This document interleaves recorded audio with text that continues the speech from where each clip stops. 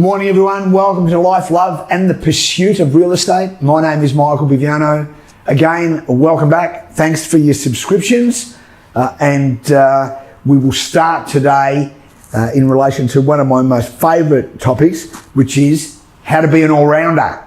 So I was asked this question actually on the weekend, which I thought I would bring up. And one of my oldest son's friends, and my oldest son's quite entrepreneurial, so are his mates, and they were asking what it takes to be an all-rounder. We're just having a discussion over the dinner table, and it was interesting because a couple of them had never heard of one of the topics that I'd brought up, so I thought I might bring it up in this video. As normal, I'll try and keep these videos short, sharp and to the point. So I think there's three types of Q you need to be a life all-rounder. So the first one is IQ, the second one is EQ, and the third one is SQ. So, intelligence, of course, is one thing. The second thing is emotional IQ. How emotionally set you are and how you're aware of your emotions and the emotions of those you love and the people that you deal with. And the third one is social Q. And one of the things that everyone talks about at the moment is the iPhone or the Samsung or whatever it might be, but technology in general, and how that is depleting the social cue. So I liken it to the video that I talked about that I saw on YouTube some time back, where there were these tourists running down one of the canals down in Venice, and there was 5 of them in a gondola, and none of them looking at the view. They were all on their iPhone, right? And they weren't actually taking photos. They're actually on their iPhone with their heads down, looking while they're traveling through one of the most beautiful cities in the world. That is, oops, just dropped my glasses, but that is what I call a very, very strong lack of SQ. So not enjoying where they are right now, etc. But those three things here that I find extremely important generally have a basis of one thing, and that's this, which I think in a lot of cases is lacking, is work ethic. And what happens is I'm finding is that people that I'm talking to now are people that are starting new businesses and people that are replenishing staff and employing more people and trying to expand their businesses are struggling greatly with the work ethic of not necessarily the millennials or to depict or to can any particular generation, but they are finding that people want to earn more and work less. So on that score, it is important to have these three things, but the basis for those three things to function well, in my opinion, is the work ethic. So therefore, when you are creating something new, whether it is a business, whether it is a foundation, a charity, whatever it might be, my suggestion would strongly be that you need to get someone and Paul Mitchell from Sydney, in my interview that I did with Paul, made a great suggestion, which I thought was the suggestion of the year. He goes, I would never employ anyone that's never done any voluntary work. And it occurred to me that people that give of themselves generally give more in their job. And that would be maybe a good basis for those of you that are employers to analyse and have a look at people that you're talking to about employment, whether they do any volunteer work. And when Paul had mentioned that to me, he said to me that that was one of the bases that he would employ people on, and it was like a thunderbolt to me. And I thought that was good, because what that did is that provided a base for work ethic. Because when people give of themselves freely and willingly, they're generally very, very committed to their job. With IQ, what I find with this is a lot of people, say for instance with my children, as they get older, the things that I find that they've learned are, in most cases, are the things I never knew I taught them. So how have they learnt that? They've learnt, a lot of their IQ is based on observation. So, therefore, on that score, they've learnt by things that Karen and I have done over the years, or how we've interacted, or how we've spoken, or how we've planned our businesses, etc. And as I was brought up in the fruit environment when I was young, a lot of my business acumen is actually based on the Sunday lunches that I had at my nonna's place. When we're all talking about the business and what we were getting for lettuces and collies and cabbages and all that sort of stuff. So therefore, my acumen and my understanding of core business, I'm not talking about the fruit business, but general business, it was brought upon the Sunday lunches that I had every weekend at my nonna's place for years and years and years.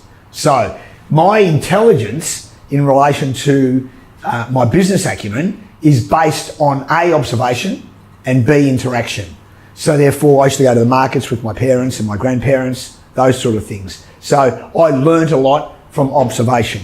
Now, as my knowledge tweaked higher, then I'd start asking a lot more questions. So I got to the point where at 14 or 15, I'd take nothing for granted. I would actually go to my nonna and go, why do we do that this way?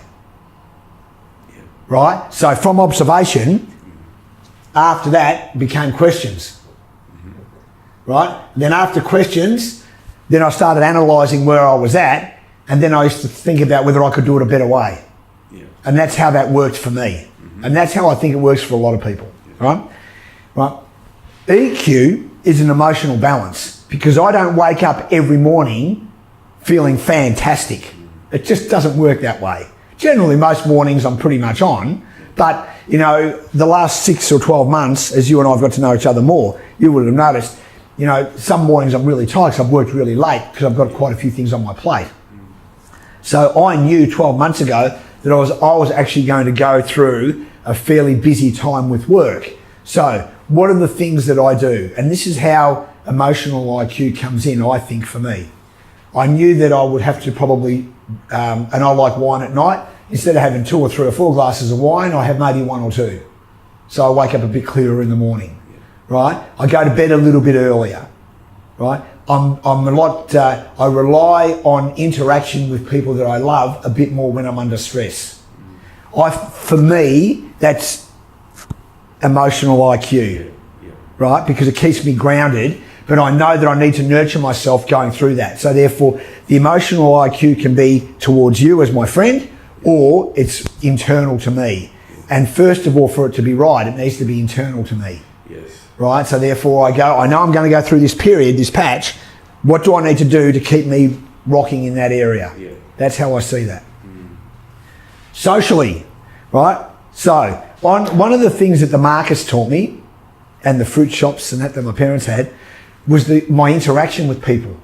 So therefore, you know, at a very, very early age, you know, I was serving people, receiving money, rolling it up, putting it away, you know, packaging fruit, stacking pallets, doing all that sort of stuff. But all that interaction on a daily basis made me deal with more people. So, you know, and it's like in just general business, you'll meet some people, and especially in the real estate industry, right? One of the things that I find about real estate people is, you know, they're really up when they're making sales and, you know, they're getting offers in on properties and all that sort of stuff. And as soon as the market quietens, or they're not getting the expected result of a particular property, their whole disposition alters in a heartbeat, right? So I think with that, those two things are very, very closely related.